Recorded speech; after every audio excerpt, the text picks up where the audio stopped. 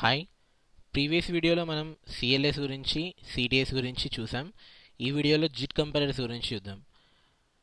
JIT compilers ఎంఎస్ఐఎల్ కోడ్ని native కోడ్గా generate చేయడానికి ఉపయోగపడతాయి. యాక్చువల్గా సిఎల్ఆర్ ఎంఎస్ఐఎల్ కోడ్ని నేటివ్ కోడ్గా కన్వర్ట్ చేస్తుందని చెప్పాను.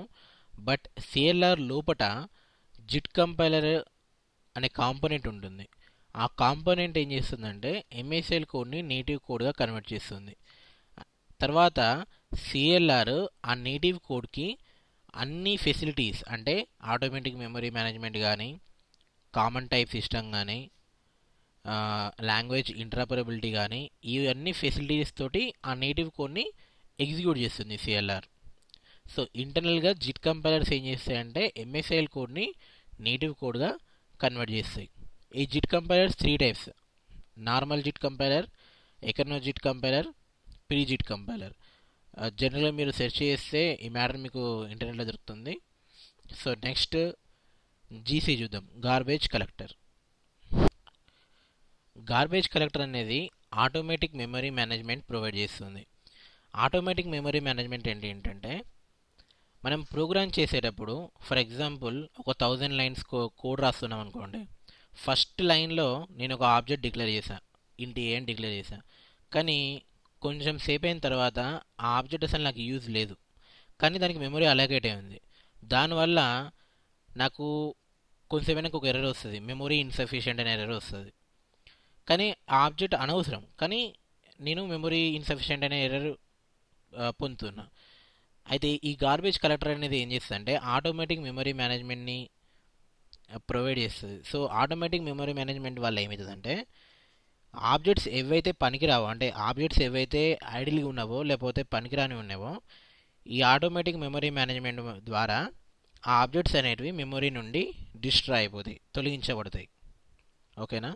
అయితే ఈ గార్బేజ్ కలెక్టర్ అనేది ఆప్టిమైజేషన్ ఇంజిన్ అనేది కలిగి ఉంటుంది. ఈ ఆప్టిమైజేషన్ ఇంజిన్ అనేది ఏం చేస్తుందంటే ఆబ్జెక్ట్స్ని ఎప్పుడైనా 2 రకాలుగా డివైడ్ చేస్తుంది.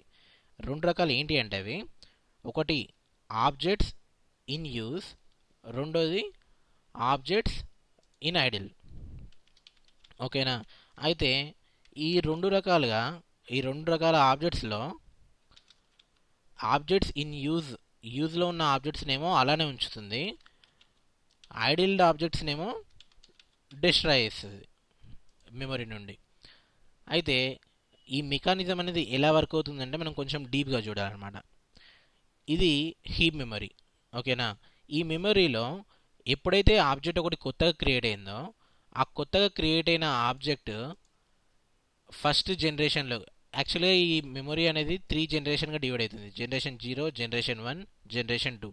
ఎప్పుడైనా జనరేషన్ 1 అనేది జనరేషన్ 0 కంటే పెద్దది, జనరేషన్ 2 అనేది జనరేషన్ 1 కంటే పెద్దది. ఓకేనా?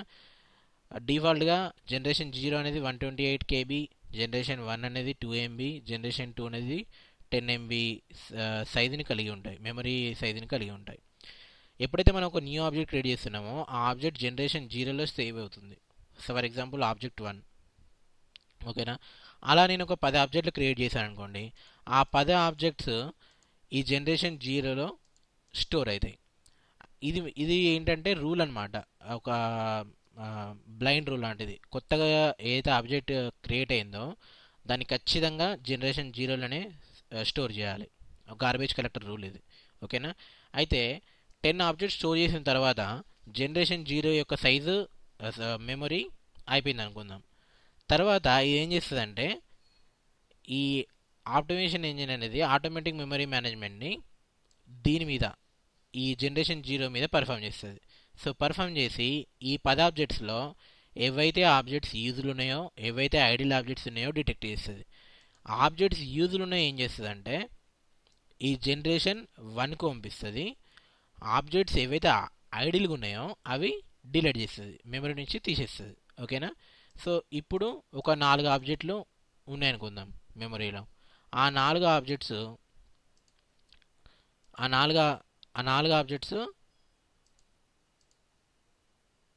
ఇందులో జనరేషన్ 1లో స్టోర్ అయి ఉన్నాయి. ఓకేనా? తర్వాత మళ్ళీ కొత్త ఆబ్జెక్ట్స్ క్రియేట్ చేసినాం, మళ్ళీ జనరేషన్ 0 ఫిల్ అయింది. ఓకేనా? మళ్ళీ మీరు జనరేషన్ 1కి పంపించారు. ఈసారి ఏమైందంటే జనరేషన్ 1 కూడా ఫిల్ అయిపోయింది మొత్తం. సో ఇప్పుడు ఏమవుతుంది, ఆప్టిమేషన్ ఇంజిన్ అనేది కలెక్షన్ని ఈ రెండింటి మీద పర్ఫామ్ చేస్తుంది. ఈసారి జనరేషన్ 0 మీద, జనరేషన్ 1 మీద, రెండింటి మీద పర్ఫామ్ చేసి ఈ రెండిట్లో ఆబ్జెక్ట్స్ ఏవైతే ఐడిల్గా ఉన్నాయో, ఏవైతే యూజ్లో ఉన్నాయో డిటెక్ట్ చేసి, యూజ్లో ఉన్నాయో ఏం చేస్తుంది అంటే ఈ రెండింటి నుంచి జనరేషన్ 2కు పంపిస్తుంది. జనరేషన్ 2లో స్టోర్ చేసి ఏవైతే ఆబ్జెక్ట్స్ ఐడిలు ఉన్నాయో అవన్నీ డిలీట్ చేస్తుంది అనమాట. ఫర్ ఎగ్జాంపుల్ నెక్స్ట్ టైం ఏమైంది, మళ్ళీ థర్డ్ కేసులో జనరేషన్ 0 ఫిల్ అయింది, జనరేషన్ 1 ఫిల్ అయింది, జనరేషన్ 2 ఫిల్ అయింది. అప్పుడు ఏమవుతుంది, ఆ కలెక్షన్ అనేది ఈ మూడు మీద పర్ఫామ్ చేస్తుంది. అది ఆప్టిమైజేషన్ ఇంజిన్ అనేది, గార్బేజ్ కలెక్టర్ యొక్క ఆప్టిమైజేషన్ ఇంజిన్ ఈ మూడు మీద ఆటోమేటిక్ మెమరీ మేనేజ్మెంట్ పర్ఫామ్ చేస్తే మూడిట్లో ఏవైతే ఐడిల్ ఆబ్జెక్ట్స్ ఉన్నాయో అవి డిలీట్ చేస్తుంది, ఏవైతే యూజులు ఉన్నాయో అవి జనరేషన్ 2లో ఉంచుతుంది. అయితే జనరేషన్ 2లో కూడా ఎప్పుడు ఫిల్ అయ్యే ఛాన్స్ ఉంటుంది, అసలు రేర్ కేస్ అనమాట అది. ఎందుకంటే జనరేషన్ 2లో చాలా సఫిషియెంట్ మెమరీ ఉంటుంది. ఓకేనా, జస్ట్ అది ఇన్ కేస్ మాత్రమే. కానీ రేర్ కేసులో అండ్ అసలు ఎప్పుడు కానీ జనరేషన్ 2 ఫిల్ కాదు. ఓకేనా, సో ఇది ఇలా ఉంటుందన్నమాట. అయితే జావాకు వచ్చేసరికి జావాలో ఎలా ఉంటుందంటే ఈ ఆటోమేటిక్ మెమరీ మేనేజ్మెంట్, అందులో సింగిల్ పూల్ ఒకటే ఉంటుంది. అందులో ఇట్లా జనరేషన్స్ ఉన్నాయన్నమాట. సో ఆబ్జెక్ట్స్ వెతకాలంటే, అంటే ఏవైతే ఆబ్జెక్ట్స్ యూజ్లు ఉన్నాయో, ఏవైతే ఆబ్జెక్ట్స్ ఐడియల్గా ఉన్నాయో వెతకాలంటే చాలా టైం పడుతుంది. కానీ .NETకి వచ్చేసరికి ఎఫిషియెంట్ ఆటోమేటిక్ మెమరీ మేనేజ్మెంట్. ఈ జనరేషన్స్ ఉండడం వల్ల మనకు ఈజీగా సెర్చ్ చేసుకోవచ్చు ఆబ్జెక్ట్స్ని, ఏవైతే యూజ్లో ఉన్నాయో, ఏవైతే ఐడియల్గా ఉన్నాయో ఈజీగా సెర్చ్ చేసుకోవచ్చు అనమాట. ఈ ఆటోమేటిక్ మెమరీ మేనేజ్మెంట్ ఇదంతా జరగడానికి 1/10 నానో సెకండ్ పడుతుంది అంతే. ఒక పేజ్ లైఫ్ సైకిల్ కంటే చాలా తక్కువ టైం. ఓకేనా, సో ఇది గార్బేజ్ కలెక్టర్ గురించి. సిఎల్ఆర్లో ఉన్న అన్ని కాంపోనెంట్స్ చూసాం మనం. సిఎల్ఎస్ చూసాం, సిటీఎస్ చూసాం, జిట్ కంపైలర్స్ చూసాము, గార్బేజ్ కలెక్టర్ చూసాము. సో నెక్స్ట్ వీడియోలో బీసీఎల్ గురించి చూద్దాం, బేసిక్ క్లాస్ లైబ్రరీ. ఓకేనా, థ్యాంక్ యూ.